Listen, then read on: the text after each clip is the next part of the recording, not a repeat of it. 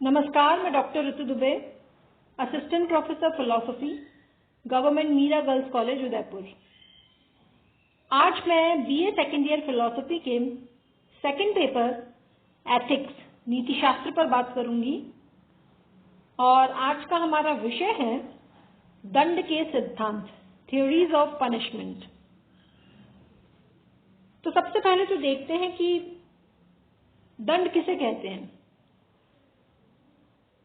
अपराध करने अर्थात नियम के विरुद्ध जानबूझकर कार्य करने वाले व्यक्ति को नियमानुसार किसी प्रकार का शारीरिक या मानसिक कष्ट पहुंचाना ही दंड है। इस परिभाषा से स्पष्ट है कि दंड शारीरिक पीड़ा तक ही सीमित नहीं है। किसी व्यक्ति को उसकी इच्छा के विरुद्ध लंबे समय तक एकांत में रहने के लिए बाध्य करना या समाज के द्वारा उसकी निंदा किया जाना उसके लिए बहुत बड़ा दंड है, जो उसे शारीरिक पीड़ा की अपेक्षा कहीं अधिक कष्टदायक प्रतीत हो सकता है। इस प्रकार दंड का अर्थ बहुत व्यापक है। नीति शास्त्र व्यक्ति और समाज के जीवन में एक नैतिक व्यवस्था मानता है। जो जैसा करता है उसको वैसा फल मिलता है। यदि जगत में एक नैतिक व्यवस्था है तो अच्छे को अच्छा और बुरे को बुरा फल अवश्य मिलना चाहिए। अतः अपराध करने वाले को दंड मिलना चाहिए। क्यों? क्योंकि अपराधी जानबूझकर नियम को भंग करता है, अतः उस पर नियम भंग करने का पूरा उत्तरदायित्व है। यानी उसने जो नियम भंग किया उसकी जिम्मेदारी पूरी उसी पर है और इसीलिए उसको दंड मिलना बिल्कुल उचित है। ये तो है दंड व्यवस्था का नैतिक आधार। लेकिन दंड के विषय में सभी विचारक एक ही सिद्धांत को नहीं मानते। दंड के नैतिक मूल्यांकन के लिए दंड के विभिन्न सिद्धांतों का जो विवेचन है वो आवश्यक है। दंड के जो तीन सबसे प्रमुख सिद्धांत हैं वो हैं, एक तो प्रतिरोधात्मक सिद्धांत, दूसरा सुधारात्मक सिद्धांत और तीसरा है प्रतिकारात्मक सिद्धांत। सबसे पहले हम बात करते हैं प्रतिरोधात्मक सिद्धांत पर।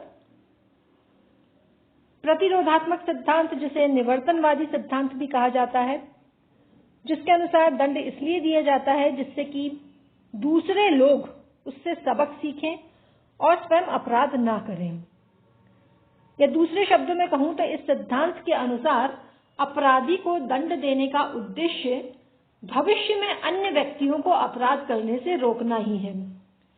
इसके समर्थकों का विचार है कि अपराधी को दिया गया दंड दूसरों के लिए ऐसा उदाहरण प्रस्तुत करता है जिससे भयभीत होकर वे अपराध नहीं करते। इस प्रकार यह सिद्धांत अपराधी को दिए जाने वाले दंड को दूसरों के लिए एक तरह से प्रतिरोधक चेतावनी के रूप में मानता है। परंतु देखा जाए तो दंड का ये जो सिद्धांत है वो पूरी तरह से संतोषप्रद नहीं माना जा सकता, क्योंकि इसके विरुद्ध कई आपत्तियां उठाई जा सकती है। जिसमें सबसे प्रमुख जो आपत्ति है वो ये कि ये जो सिद्धांत है वो अपराधी को दूसरों के हित का साधन मात्र मान लेता है, क्योंकि इसके अनुसार अन्य व्यक्तियों को अपराध करने से रोकने के लिए ही अपराधी को दंड दिया जाना चाहिए। परंतु अब देखिए, किसी व्यक्ति को दूसरों के लाभ का साधन मात्र बना देना नैतिक दृष्टि से उचित नहीं माना जा सकता। प्रतिरोधात्मक सिद्धांत के समर्थक दंड का उद्देश्य मूलतः अपराधी को अपराध करने से रोकना नहीं बल्कि दूसरों को उस प्रकार के अपराध करने से रोकना ही मानते हैं। अतः अपराधी उनके हित का साधन मात्र बन जाता है, जो कि नैतिक दृष्टि से अनुचित है। दूसरा दोष इस सिद्धांत में यह है कि ये जो सिद्धांत है वो अपराधी के सुधार को कोई महत्व नहीं देता, क्योंकि इसके अनुसार दंड का एकमात्र उद्देश्य दूसरों को अपराध करने से रोकना ही है। सामान्यतः यह माना जाता है कि अपराधी को दंड देते समय इस बात का ध्यान रखना बहुत आवश्यक है कि अपराधी के साथ न्याय हो, जस्टिस हो, अर्थात उसे सुधारने के लिए उसके अपराध के अनुपात के अनुसार ही दंड दिया जाए, केवल अन्य व्यक्तियों को अपराध करने से रोकने के लिए नहीं, जैसा कि ये जो सिद्धांत है वो मानता है। इस प्रकार दंड का जो प्रतिरोधात्मक सिद्धांत है वो इस महत्वपूर्ण तथ्य की उपेक्षा करता है। एक और बात यह है कि यदि इस सिद्धांत को स्वीकार कर लिया जाए तो किसी निरपराध व्यक्ति को, जिसने कोई अपराध नहीं किया है, ऐसे व्यक्ति को दंड देना भी उचित माना जा सकता है। इसका कारण यह है कि यदि दूसरों को अपराध करने से रोकना ही दंड का एकमात्र उद्देश्य है और यदि निर्दोष व्यक्ति को दंड देने से भी इस उद्देश्य की पूर्ति होती है तो इस सिद्धांत के अनुसार तो उसे दंड देना भी उचित मानना पड़ेगा। लेकिन आप बताइए कि किसी निर्दोष व्यक्ति को दंडित करना नैतिक दृष्टि से कैसे उचित और वांछनीय माना जा सकता है। तो इस प्रकार ये जो सिद्धांत है वो दंड का कोई पूरी तरह से संतोषप्रद सिद्धांत नहीं माना जा सकता। दंड का जो एक और सिद्धांत है वो है सुधारात्मक सिद्धांत। इस सिद्धांत के समर्थकों के मतानुसार दंड का उद्देश्य है अपराधी के स्वयं, जो अपराधी है उसके चरित्र का सुधार करना। अपराधी को सुधारने के लिए ही उसे दंड दिया जाना चाहिए, ये सिद्धांत मानता है, जिससे वो स्वयं ही पुनः अपराध ना करे। एक महत्वपूर्ण बात यह है कि ये जो सिद्धांत है वो किसी भी परिस्थिति में मृत्यु दंड को उचित नहीं मानता। क्यों? क्योंकि इसके फलस्वरूप अपराधी के सुधार की संभावना ही सदा के लिए समाप्त हो जाती है, जबकि ये जो सिद्धांत है वो अपराधी के चरित्र में सुधार की संभावना तलाशता है।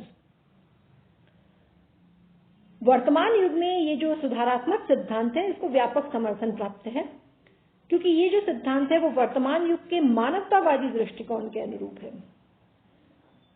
एक और कारण ये भी है कि अनेक मनोवैज्ञानिकों और समाजशास्त्रियों ने जो अध्ययन किए हैं उनसे ये पता चलता है कि अपराधों के होने में ऐसे सामाजिक और मनोवैज्ञानिक कारणों का बहुत बड़ा हाथ है जो अपराधी के वश में ही नहीं है।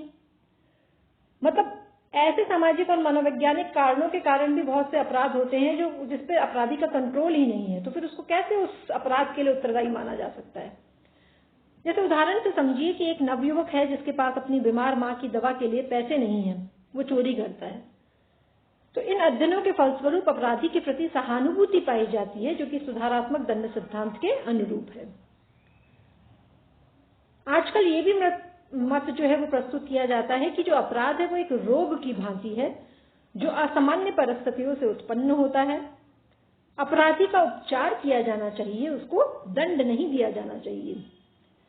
और ये उपचार कैसे होगा? ये उपचार उन मानसिक और सामाजिक परिस्थितियों में सुधार से हो सकता है जिनसे कि अपराध उत्पन्न होता है। लेकिन यहाँ एक जो महत्वपूर्ण बात है उस पर भी आप विचार करें कि दंड का ये जो सिद्धांत है इसके रूप में जो सुधारात्मक सिद्धांत जो है वो ये नहीं कहता कि दंड नहीं दिया जाना चाहिए। इस सिद्धांत के अनुसार दंड दिया जाना चाहिए, लेकिन अपराधी को सुधारने के उद्देश्य से। दंड के फलस्वरूप प्राप्त जो कष्ट है या दुख है उसका अनुभव अपराधी के दृष्टिकोण में परिवर्तन ला सकता है, जिससे वो स्वयं ही पुनः अपराध ना करे। और ये भी सत्य है कि सभी जो अपराध है वो असामान्य मानसिक या सामाजिक परिस्थितियों के कारण ही नहीं होते। जैसे उदाहरण के लिए कोई धनवान व्यापारी है जो खाद्य पदार्थों में मिलावट करके और अधिक धन प्राप्त करने का प्रयत्न करता है। एक डॉक्टर है जो अपनी असावधानी से किसी रोगी की मृत्यु का कारण हो जाता है। तो इस प्रकार सुधारात्मक दंड सिद्धांत अन्य जो दंड के सिद्धांत है उससे काफी, जिसे कहते हैं कि संतोषप्रद है, लेकिन फिर भी यह पूर्णतः संतोषप्रद तो नहीं माना जा सकता, क्योंकि ये उन अपराधों पर लागू नहीं हो सकता जिसमें व्यक्ति जानबूझकर नियमों का उल्लंघन करता है। तीसरा जो दंड का सिद्धांत है वो है प्रतिकारात्मक सिद्धांत।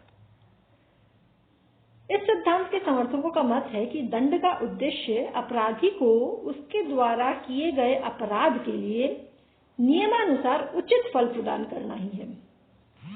वे ये मानते हैं कि जिस व्यक्ति ने अपराध किया है उसे उस अपराध का परिणाम अवश्य भुगतना चाहिए। क्यों? क्योंकि न्याय की यही मांग है।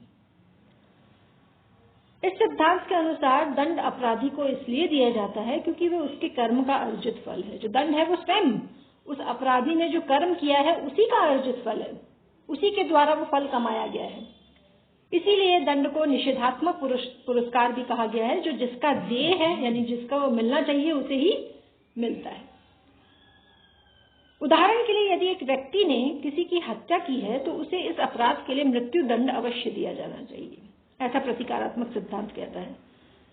इसका कारण यह है कि यदि वह किसी अन्य व्यक्ति को जीवन के अधिकार से वंचित करता है तो उसे भी जीवित रहने का कोई अधिकार नहीं है। इस प्रकार इस सिद्धांत के अनुसार जो दंड है वो मूलतः प्रतिकारात्मक है, जिसके द्वारा अपराधी को उतना ही कष्ट दिया जाना चाहिए जितना उसने किसी अन्य व्यक्ति को दिया है। यानी जितना कष्ट उसने अन्य व्यक्ति को दिया है उसी अनुपात में उसे कष्ट मिलना चाहिए। अपराधी को उसके अपराध के लिए उचित दंड ना देना समाज की व्यवस्था के लिए घातक और नैतिक दृष्टि से अवांछनीय है। दंड का उद्देश्य समाज या राज्य के नियम की प्रतिष्ठा बनाए रखना और अपराधी को उसके दुष्कर्म का उचित फल प्रदान करना है। दंड का ये जो सिद्धांत है यानी प्रतिकारात्मक सिद्धांत, ये बहुत प्राचीन काल से स्वीकार किया जाता रहा है। इतिहास इस बात का साक्षी है कि प्राचीन युग में जो छोटे छोटे कबीले होते थे, राज्य थे, उनमें मुख्यतः अपराधी को इसी सिद्धांत के अनुसार दंड दिया जाता था। यदि कोई व्यक्ति किसी के हाथ काटता या आंखें फोड़ता था तो उसके भी हाथ कटवा दिए जाते थे या आंखें फुड़वा दी जाती थी। परंतु वर्तमान युग में सिद्धांत को इसी रूप में स्वीकार नहीं किया जा सकता। वर्तमान में तो इसके संशोधित रूप में ही दंड के प्रतिकारात्मक सिद्धांत को स्वीकार किया जाता है। यहाँ एक और महत्वपूर्ण बात है जिसे स्पष्ट कर देना चाहती हूँ कि जो प्रतिकारात्मक सिद्धांत है वो अपराधी से बदला लेने की भावना पर आधारित नहीं है। जब कोई न्यायाधीश अपराधी को दंड देता है तो उसका उद्देश्य अपराधी से प्रतिशोध लेना नहीं है, बदला लेना नहीं है, बल्कि निष्पक्ष होकर उसे उसके दुष्कर्म का उचित फल प्रदान करना है और उस नियम के प्रभुत्व की रक्षा करना ही होता है जिसे उसने अपने अपराध के द्वारा भंग किया है। वो नियम की रक्षा कर रहा है। दंड के संबंध में इसी निष्पक्षता को ध्यान में रखते हुए अपराधी को दंड देने का अधिकार समाज के द्वारा स्थापित निष्पक्ष न्यायालय को दिया गया है, उस व्यक्ति को नहीं जिसके साथ अपराधी ने अन्याय किया है।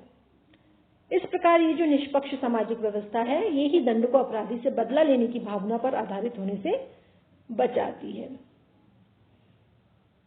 पर इस सिद्धांत में भी आपत्तियां उठाई गई हैं। पहली बात तो ये कि इस सिद्धांत के आधार पर यह निश्चय करना बहुत कठिन है कि किस अपराध के लिए अपराधी को कितना दंड देना न्याय संगत है। अपराधी को दिए जाने वाले दंड के अनुपात का निश्चय करते समय उन परिस्थितियों का ध्यान रखना भी बहुत आवश्यक है जिसमें अपराध किया गया है। कभी कभी ये परिस्थितियां इतनी जटिल होती हैं कि अपराध और दंड का जो ठीक ठीक अनुपात है उसका निश्चय करना बहुत कठिन हो जाता है। दूसरी बात कि सिद्धांत में अपराधी के लिए सहानुभूति और क्षमा का कोई स्थान नहीं है, क्योंकि ये अपराधी को उसके दुष्कर्म का उचित फल प्रदान करना अनिवार्य मानता है। लेकिन जैसा कि पहले मैं कह चुकी हूं, अपराधी को सुधारने के लिए कभी कभी जो क्षमा है वो दंड की अपेक्षा अधिक सहायक सिद्ध होती है। ऐसी स्थिति में अपराधी के लिए दंड को सदैव अनिवार्य मानना उचित प्रतीत नहीं होता। इस प्रकार से हमने देखा कि जो प्रतिकारात्मक सिद्धांत है वो भी पूरी तरह से संतोषप्रद सिद्धांत नहीं है।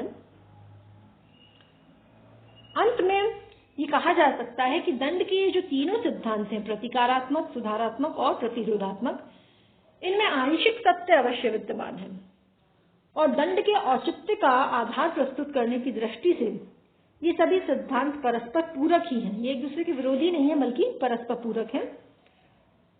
अन्य व्यक्तियों को अपराध करने से रोकना, स्वयं अपराधी के चरित्र का सुधार करना और उसे उसके बुरे कर्म का उचित फल देना, ये तीनों ही दंड के आवश्यक और महत्वपूर्ण उद्देश्य हैं। दंड का प्रत्येक सिद्धांत इन उद्देश्यों में से किसी एक को विशेष महत्व देता है। जैसे प्रतिरोधात्मक व्यक्तियों को अपराध करने से रोकने पर बल देता है, सुधारात्मक जो है वो स्वयं अपराधी के चरित्र का सुधार करने पर जोर देता है, जबकि जो प्रतिकारात्मक है वो उसे उसके बुरे कर्म का उचित फल देने पर जोर देता है। तो यानी कि जो प्रत्येक सिद्धांत है वो इन तीनों उद्देश्यों में किसी एक को विशेष महत्व देता है, अतः उसे अंशतः स्वीकार किया जा सकता है। पूरी तरह से नहीं, पर अंशतः स्वीकार किया जा सकता है। वस्तुतः दंड के तीनों सिद्धांत सम्मिलित रूप में नैतिक दृष्टि से दंड के औचित्य का युक्ति संगत आधार प्रस्तुत करते हैं। इन सभी सिद्धांतों के समर्थकों ने व्यक्ति और समाज के लिए दंड की उपयोगिता और वांछनीयता को स्वीकार किया है। यानी कि ये तीनों ही मानते हैं कि दंड उपयोगी है और वांछनीय है। जब तक मानव समाज में कुछ व्यक्ति नियम के विरुद्ध कार्य करते हुए दूसरों के अधिकारों पर आघात करने का प्रयास करते रहेंगे, तब तक दंड की आवश्यकता तो बनी रहेगी। वास्तव में जो दंड है वो उस सामाजिक व्यवस्था को बनाए रखने का आवश्यक साधन है जो मनुष्य के नैतिक जीवन के लिए अनिवार्य है।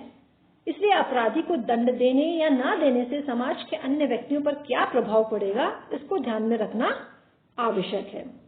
ये ठीक है कि हमारी नैतिक चेतना किसी को अकारण कष्ट पहुंचाने का समर्थन नहीं करती, लेकिन नियमानुसार अपराधी को दंड देना उसे अकारण, बिना किसी कारण के कष्ट पहुंचाना नहीं है।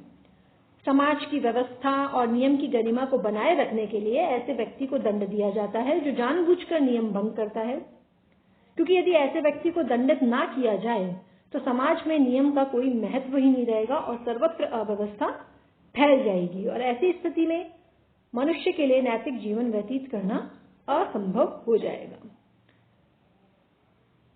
तो ये था दंड का सिद्धांत। धन्यवाद।